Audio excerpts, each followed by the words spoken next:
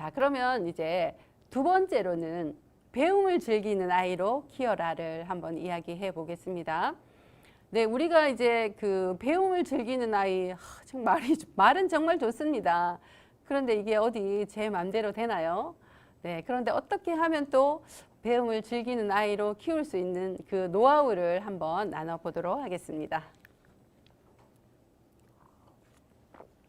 네, 미국 작가 엘빈 토플러는 이렇게 말을 했어요. 미래의 문맹자는 읽고 쓸 수 없는 사람이 아니라 배우고 또다시 배울 수 없는 사람이 될 것이다. 아, 이게 무슨 말인가? 너무 어렵죠, 여러분? 네, 쉽게 말씀드리면 예전에는 글을 못 읽는 사람, 그런 사람이 문맹자였다면 요즘은 이렇게 변화되는 시대를 빨리 읽고 또 배우고 필요 없는 것은 버리고 이러한 것들을 하지 않는 사람을 문맹자라고 한다는 거죠. 그래서 이 말은 즉슨 이것과 관련이 있습니다. 다시 말하면 학습 민첩성이죠. 잘 배우는 사람만이 이 시대를 아무 걱정 없이 살고 잘 따라잡고 리더로서 살아갈 수 있다는 건데요. 이것은 평생학습과 셀프학습의 시대와 관련이 있습니다. 요즘은 정말 빨리 써먹고 빨리 버리는 시대이기 때문에 뭐 대학을 아주 좋은 대학 나와도 예를 들어서 뭐 요즘 IT 뭐 개발자라든지 AI라든지 이런 것들을 모르면 또 좋은 또 그 예를 들어서 자기가 원하는 회사에 취직을 할 수 없잖아요. 그래서 뭐 요즘은 뭐 아주 그 코딩 학원에는 정말 많은 돈을 들여서 열심히 또 배우는 그런 젊은이들 아니면 또 퇴직하신 분들도 많다고 하는데요. 그리고 또 셀프학습, 평생학습의 시대에서 우리가 학습 민첩성이라는 것이 가장 중요한데 제가 어느 날 이제 그 아는 그 대표님과 또 통화를 할 일이 있어서 제가 여쭈어봤어요. 실리콘밸리에서 개발자로 생활을 하시다가 이제 에듀테크 회사를 차리신 그 호드랩스의 김민우 대표님과 제가 소통을 했는데요. 제가 여쭤봤어요. 아, 대표님, 요즘 대표님 회사에 인재를 뽑을 때 어떤 사람을 최우선으로 뽑나요? 라고 여쭤보니까요. 네, 교장선생님. 잘 배우는 사람을 저는 뽑습니다. 지금 구글도 마찬가지예요. 구글 회사에서도 가장 인재를 최우선으로 보는 것이 바로 잘 배우는 사람이라고 하는데요. 이렇게 빨리 적응하고 필요 없는 것은 버리고 새롭게 배워야만이 이 어떤 빠르게 변화되는 시대에서 뭐 물론 자기의 기업이라든지 이런 것들도 운영을 해가고 또 교육이 있다고 하면 이런 교육계에서 리더로서 역할을 잘 할 수 있다는 거죠. 그래서 그 학습 민첩성이라는 것이 굉장히 중요하니까 우리가 어렸을 때부터 이렇게 잘 배우는 사람으로 키워야 되겠다라는 그런 생각이 들어서 여러분께 학습 민첩성에 대해서 말씀을 드리고 싶습니다. 네, 그러면 이제 학습 민첩성, 잘 배우는 아이 중요하죠, 그죠? 그러면 어떻게 하면 잘 배우고 배움을 즐기는 아이로 키울까요? 그 노하우를 한번 공유를 해보도록 하겠습니다. 자, 여러분 이거 사진 보시니까 이게 뭐 같아요? 네, 그 풋볼, 뭐 미식축구, 풋볼 뭐 비슷한데 저는 뭐 정확하게는 잘 모르겠는데요. 제가 서울대학교 최나야 교수님께서 하시는 강의를 들었는데 최나야 교수님이 미국에서 이제 그 계실 때 자녀가 한 5살, 6살 뭐 이렇게 됐나 봐요, 아들이. 그리고 남편도 이렇게 풋볼을 너무 좋아해서 하루 종일 이 풋볼에 빠져 있는 거예요. 그래서 최나야 교수님이 물 들어올 때 배를 한번 저어보자. 그래서 이 풋볼과 관련된 뭐 어떤 지역의 지도라든지 그 다음에 저 투구 모형이 다 다르다고 하대요. 32개인가? 그 투구의 모형을 사서 이렇게 분류를 해 본다든지 또 그 풋볼과 관련된 그 어떤 사람들의 그 전기 같은 책도 사주고 그 다음에 교재 교구 이런 것들을 사서 이런 아주 아이가 몰입하고 있을 때 다른 분야로 확장할 수 있도록 그렇게 환경을 만들어 주었다고 해요. 그랬더니 이런 게임 규칙이라든지 이런 것들을 아이가 유치원생인데도 초등학생 뭐 2학년, 3학년처럼 곱셈도 알고 뭐 확률과 통계 이런 것들도 그런 어떤 규칙 같은 것을 하면서 알아가더라는 거죠. 그래서 이렇게 우리 아이들이 정말 몰입할 수 있는 영역이 무엇인지를 잘 관찰해서 첫 번째는 잘 배우려면 재미있어야 되잖아요. 호기심이 있어야 되고. 그래서 그러한 것들을 잘 건드려서 자극해주는 부모님이 되셨으면 좋겠습니다. 네, 그리고 이렇게 자기가 잘 배우는, 몰입해서 잘 배우게 되면 다른 과목에도 전이가 되게 되겠죠. 예를 들어서 제가 얼마 전에 초등학교 4학년 어린이하고 그 엄마하고 대화를 하게 되었는데요. 아이가 어렸을 때부터 이제 뭐 컴퓨터라든지 이런 뭐 AI라든지 관심이 굉장히 많았다고 해요.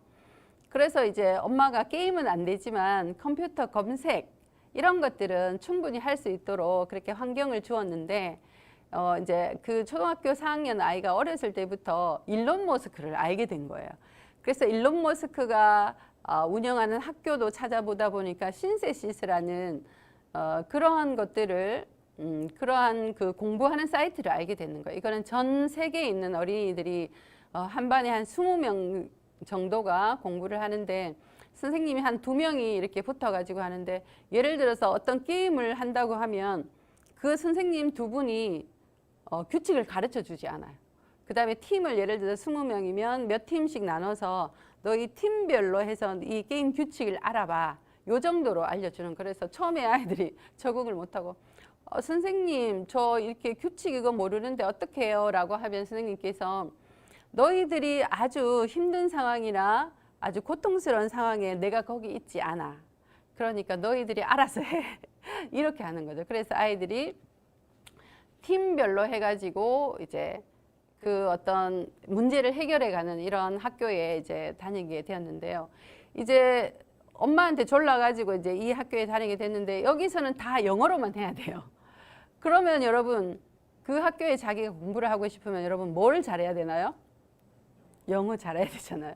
그러니까 이제 영어도 열심히 하는 거예요. 뭐 유튜브도 보고 또 엄마한테 나 이런 것도 해줘 하면서 책도 사보고 하면서 영어를 또 열심히 공부도 하고 또 코딩도 배우고 이렇게 하는 것을 보았습니다. 그래서 이렇게 처음부터 잘하는 것들, 몰입할 수 있는 것에서부터 시작을 해서 전이를 시키면 그 다음부터는 이제 자기가 하기 싫은 게 나옵니다.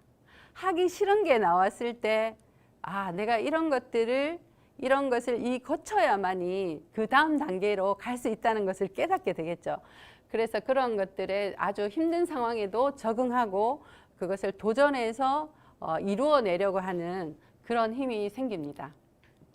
그래서 여러분 몰입할 수 있도록 그런 환경을 좀 주시면 좋겠습니다. 그런데 또 이제 많은 학부모님들이 저한테 질문을 하세요. 너무 몰입해서 한 가지만 하려고 하는데 괜찮을까요?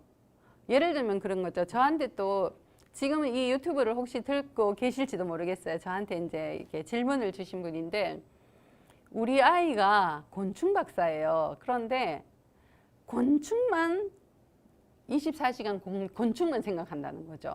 물론 뭐 곤충만 좋아해서 이제 파브르나 뭐 이렇게 아주 뭐 훌륭한 분이 되는 것도 물론 중요를 하지만 이제 학교에 갔을 때 이제 문제가 생기는 거죠. 학교 갔을 때 학교 생활에서 이제 공부하기 싫어하는 거예요. 이 곤충 관련 책만 보고 싶어 하고 그 관련된 막 상상만 하고 있으니까 담임선생님과 이제 마찰이 생긴 거죠. 그랬을 때 부모님이 너무나 이제 이게 힘든 거죠. 교장 선생님이 이거 어떻게 해야 돼요? 라고 이제 고민을 말씀하시는데요.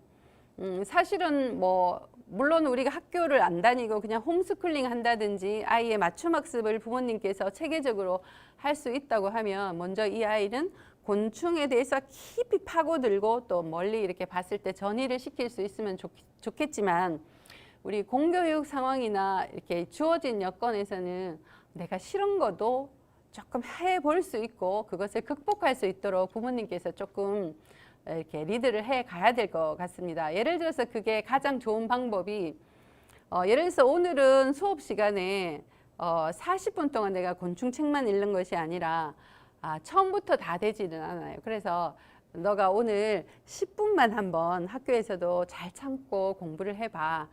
그리고 나머지 시간은 이제 네가 좋아하는 책을 읽어. 그다음에 조금씩 해서 뭐 일주일 한 달씩 늘려간다든지 또 가정에서도 마찬가지예요. 아, 선생님이 숙제를 내셨는데 나 숙제 안 할래. 이 곤충 비디오 보고 곤충 체험 박물관만 가고 할래. 이런 친구들이 있을 때 집에서도 마찬가지예요. 오늘 너 진짜 곤충 좋아하는 거 좀 엄마가 아는데 오늘은 우리가 규칙을 한번 정해보자.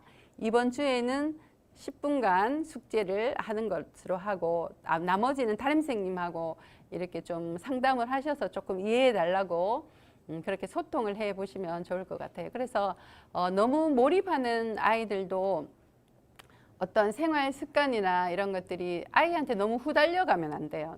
아까 처음에 말씀드린 것처럼 기본 생활 습관이나 이런 것들은 어렸을 때부터 잘 지켜야 되고 또 한 가지 부모님께서 또 이렇게 가져야 되는 또 태도가 그 일관성이 좀 있어야 된다는 거죠. 예를 들어서 어떤 날은 하루 종일 곤충만 보고 있는데 너 그냥 곤충 보고 있어 이러다가 어느 날 또 막 속이 화가 나는 거야. 제가 저래가지고 이제 시험 성적은 어떻게 하나 하고 화가 났을 때는 또 막 오늘 또 그렇게 곤충만 보고 있으면 어떻게 숙제해야지 하면서 이렇게 이렇게 오늘은 이랬다 저랬다 이렇게 일관성이 없으면 안 되고요.